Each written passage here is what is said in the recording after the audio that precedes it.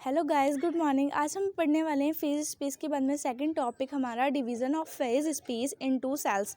मतलब phase space है उसका हम सेल्स के अंदर कैसे डिवाइड कर सकते हैं। जैसा कि हमने कल बताया था कि हम कोऑर्डिनेट्स को हमने 6 डायमेंशन सेल्स में हम चेंज किया था, जैसे कि D X D Y D Z D P X D P Y D P Z. तो हम उन्हीं को आज आगे एक्सप्लेन करने वाले हैं।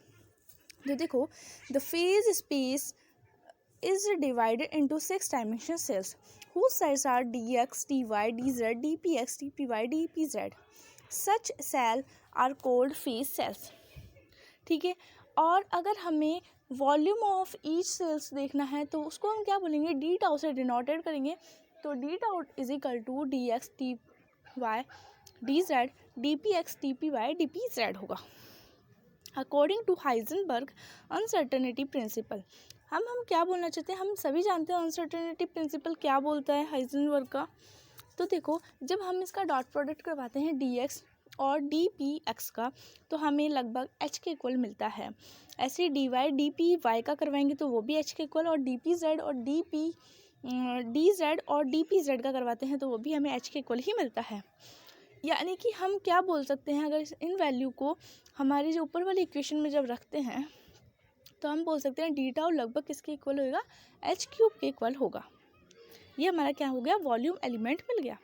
सो point of phase space is actually considered to a cell whose minimum value of the order of H cube.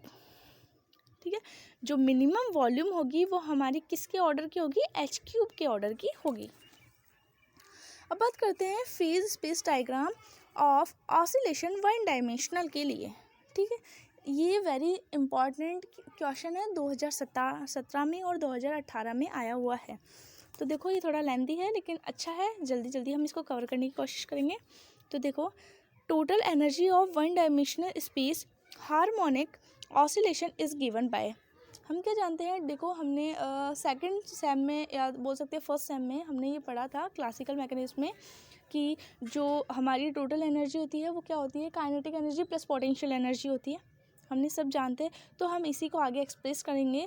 तो देखो, इसमें ये बोलना चाहते हैं हमें one dimension simple harmonic oscillation के अंदर टोटल एनर्जी बतानी है। तो वो क्या हो जाएगी, यहाँ से total energy E is equal to K kinetic energy plus potential energy. अब हम सब ने ये फर्स्ट सेम में ही पढ़ा था कि जो काइनेटिक एनर्जी होती है वो क्या होती है, हाफ एम वी स्क्वायर होती है, और पोटेंशियल एनर्जी होती है वो हाफ के एक्स स्क्वायर के इक्वल होती है। तो हम यहाँ से E is equal to kinetic energy plus potential energy को क्या करेंगे, सब्स्टिट्यूट करेंगे। तो क्या मिल जाएगा हमको, half M V square plus half K X square.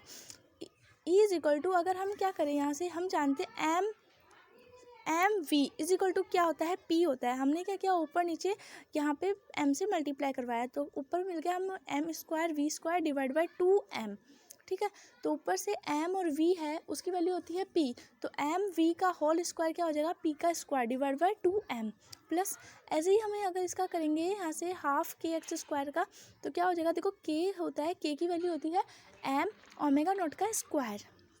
वो वैल्यू हमने पुट करी और यहाँ से हमें क्या मिल जाएगा, half M omega not square के स्क्वायर। ठीक, तो यहाँ से एक साइड में लिख लेना, मैंने लिखा नहीं है कि P इज इक्वल टू होता है एम वी, और हमने यहाँ पर जो हमारी काइनेटिक एनर्जी थी उसमें m को ऊपर और नीचे दोनों तरफ डिवाइड वो मल्टीप्लाई किया है। ठीक है, और K इज इक्वल टू होता है m ओमेगा नॉट का स्क्वायर।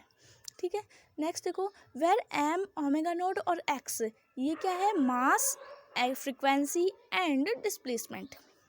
हम सब जानते हैं m क्या होता है, मास, ओमेगा नॉट होती है फ्रीक्वेंसी और x होता है displacement of the oscillator respectively. ठीक है, तो यहाँ से क्या किया, ऊपर जो इक्वेशन थी E है उसको हमने सबके डिवाइड में स्टैंड कर दिया। जैसे नीचे भेजेंगे हम तो ये 1 is equal to P square upon 2me plus हमने ऊपर वाला जो वैल्यू थी के एक्स स्क्वायर वाला वही टर्म रख ली, तो के एक्स स्क्वायर अपॉन 2e। ठीक है, तो यहाँ से अगर हम नीचे वाली जो टर्म है दोनों, उन टर्म को अगर हमें स्क्वायर फॉर्म में लिखना है तो क्या करेंगे, दोनों का अंडर रूट लेना पड़ेगा। तो हमने दोनों का अंडर रूट लिया, ऊपर से जो के है के को भी नीचे ब्रैकेट में डाल दिया। ठीक है, अब देखो ये किसकी तरह हमें दिख रही है, ये हमें दिख रही है इलिप्स की तरह, X square upon A square plus Y square upon B square is equal to 1। ये हम जानते हैं एक इलिप्स का फॉर्मूला होता है जो कि हम बचपन 11th-12th में ही भी पढ़ रहे थे मैथमेटिकल में अंदर। वेयर ए एंड बी यहाँ पे क्या है, semi major and semi minor है एक्सेस, ठीक है। तो कंपेयर करते हैं जब इक्वेशन नंबर 1 और 2 को, तो हमें क्या मिलता है, ए की वैल्यू और बी की वैल्यू मिलती है, जो कैसे मिलेगी देखो आगे। Whose semi major and semi minor A is equal to हो जाएगा अंडर रूट में 2me और b इज इक्वल टू हो जाएगा अंडर रूट में 2e upon k। Question number 3, area of the ellipse form by oscillator in the phase space. तो हम area of oscillator का क्या होता है, A is equal to pi A B. अब यहाँ से ए और बी की जो वैल्यू हमें थर्ड इक्वेशन में मिली है वो हमें वैल्यू पुट कर लेंगे। जैसे ही वैल्यू पुट करके यहाँ पे सॉल्व करेंगे तो अंडर रूट 2 और अंडर रूट 2 तो क्या हो जाएगा, 2 निकल के बाहर आ जाएगा, पाई हमारा ऑलरेडी बाहर है, और अंडर रूट ई और अंडर रूट ई मिलके क्या हो जाएगा, बाहर आ जाएगा, तो बाहर ई आ जाएगा, और अंडर रूट में क्या मिल जाएगा हमको, एम अपॉन के मिल जाएगा। इक्वेशन नंबर हो गई 4। Our equation represent area of the oscillator having energy between किस किस के बीच 0 to E. Similarly, the area of oscillator having energy between E and E plus del E.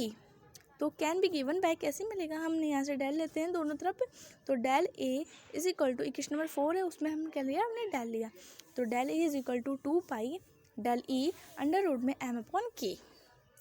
अब देखो, the frequency of the oscillator is given by क्या होती है, हमने starting में बताया था के इज इक्वल टू क्या होता है, एम ओमेगा नॉट का स्क्वायर होता है।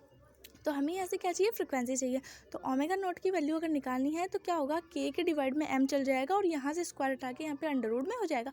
तो omega not is equal to under root में K square under root K X, K divide by X आ गया, ठीक है। अब हम जानते हैं ओमेगा नॉट की उसकी वैल्यू होती है 2 पाई न्यू। तो 2 पाई न्यू जैसे ही वैल्यू पुट करेंगे और यहाँ से न्यू की वैल्यू निकाल ली हमने।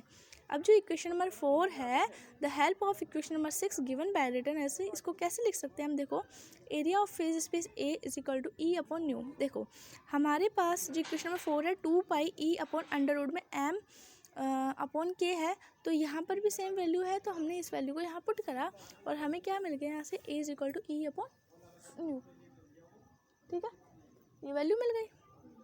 Equation number 7, so the number of phase cell is equal to क्या हो जाएगा, area of phase cell divide by area of phase space cell, ठीक है, क्या area of phase space divide by area of phase cell, ठीक है।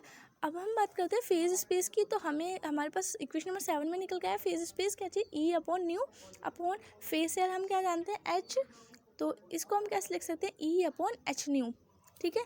आज तक के लिए यही, कल हमारा बहुत ही इंपॉर्टेंट टॉपिक है जो आपको दिख रहा है 17, 16, 13, 11, 10, 9, 6, 15 और अभी 2023 में भी आया था इंसैम्बल।